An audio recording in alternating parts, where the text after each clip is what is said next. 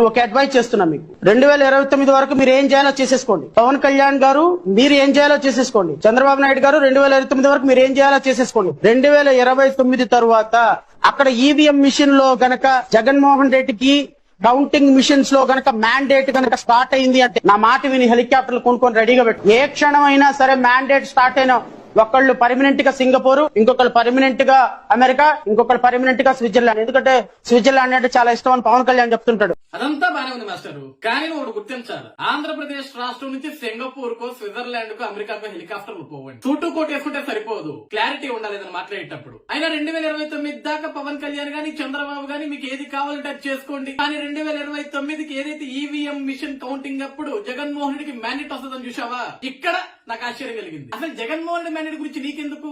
నీకంటూ ఒక పార్టీ ఏడ్చింది కదా, ఆ పార్టీ పేరేంటో నాకైతే తెలియదు కానీ ఎవడన్నా వాడి పార్టీ గెలవాలనుకుంటాడు. ఈ రోజు రాష్ట్రంలో నీకంటూ ఒక పార్టీ ఉంది, నీకంటూ ఒక ఎజెండా ఉందని తిరుగుతూ ఉంటావు. నువ్వు ఆ పార్టీ ఏంటి, దాని గుర్తు ఏంటి, దాని పేరేంటి? ఆ పార్టీ తరపున నువ్వు పోటీ చేయవా? ఏ నియోజకవర్గంలో కూడా నువ్వు పోటీ చేయవా?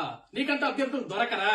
ఇప్పుడు దాకా వైఎస్ఆర్సీపీ పార్టీని సపోర్ట్ చేస్తూ కేఎస్ ప్రసాద్ అని ఒక కమిడీని ఉంటాడు ఆ పార్టీకి. ఈ రోజు ఆడి ప్లేస్ లో నువ్వు కూడా జాయిన్ అయ్యావు. ఎంత మంది కమిడీలు అవసరం లేదు భయ రాష్ట్రానికి జగన్మోహన్ రెడ్డి గురించి పోడేదానికి. జగనే పెద్ద కమిడియన్ మా దృష్టిలో, మళ్ళీ ఆయన సపోర్ట్ చేయడానికి మీరు అందరూ ఎంత పెద్ద కమిడియన్స్ అవసరమా? ఏమంటారు శవన్ గారు?